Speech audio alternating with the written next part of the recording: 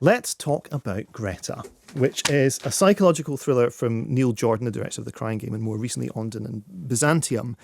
It's a very particular type of psychological thriller, which harks back to this type of film that was made quite a lot in the early 90s, where you have this quite shrill and over-the-top tone. It's perhaps not to be taken entirely seriously, I think it's fair to say. It's set in New York and it stars Chloe Grace Moretz as this out-of-town ingenue who moves in with a much more worldly wise friend played by Micah Monroe.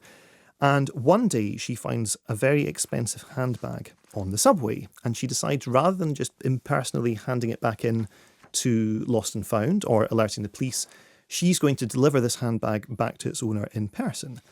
And that owner is Greta, who's played by Isabelle Huppert, the great French actress, who is... Greta seems to be this little French woman who is a widow, a little bit lonely. She lives on her own down this little back street in this pretty little mews house by herself. Her daughter has left, and she seems a little bit vulnerable and a little bit needy.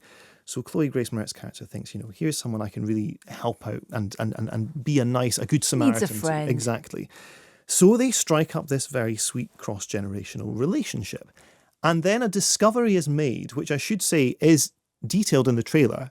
I think it's a giveaway, so I would not advise watching the trailer for Greta at all before going to see it. But a discovery is made that alerts her to the fact that this handbag was not abandoned and discovered by accident. And there is a strange scheme going on. And Greta becomes effectively her stalker. Now, Isabelle Huppert is a fairly physically small person, and she does not strike a threatening figure necessarily in ordinary life. But in this film, she is framed as the menace of all menaces, and particularly with this hell for leather score, which just trowels on the tension as thickly as it can possibly manage.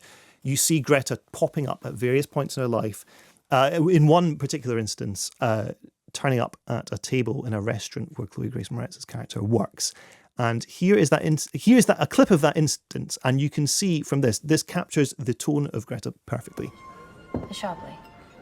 May I?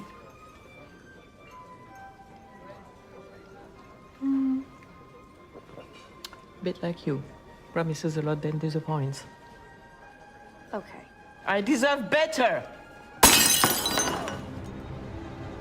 Oh my God. I'm so sorry. You can't do this to me. To us. Are you a child? No, you're the child. You need someone to love. You need a mother to hold you. You love someone and you're afraid to love. We both know it's true. Don't you dare talk to me about my mother. Darling, don't you understand? She had to die. She had to die for us to meet! Are you out of your mind? You just can't accept it! Look at her! She's full of lust, of grieving! She's gone, Frances!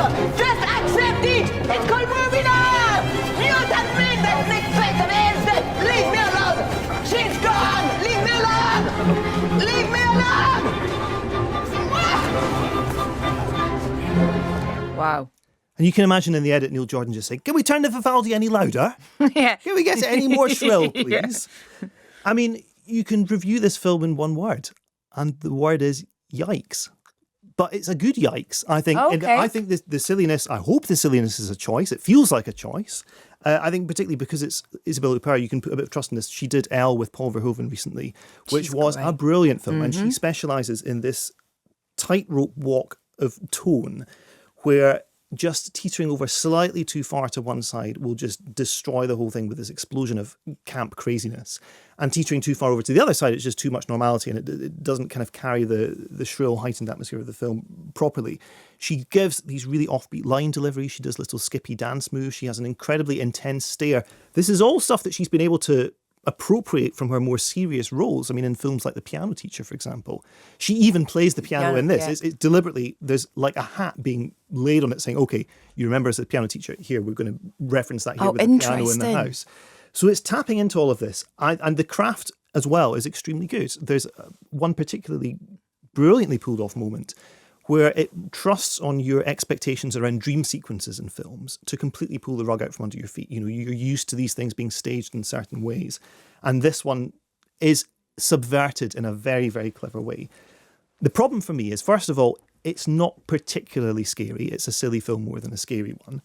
And it's also not really about anything. It's not tapping into any deep themes or unsettling fears. It's not particularly transgressive either, in the same way that a Verhoeven film would be, or a De Palma film. I mean, as silly as De Palma got in his day, films like Body Double, Dressed to Kill, even Raising Cain, they're all about things, about like fundamentals of human experience and human psychology, even if they ramp them up to, Spinal Tap level 11 on the amplifier.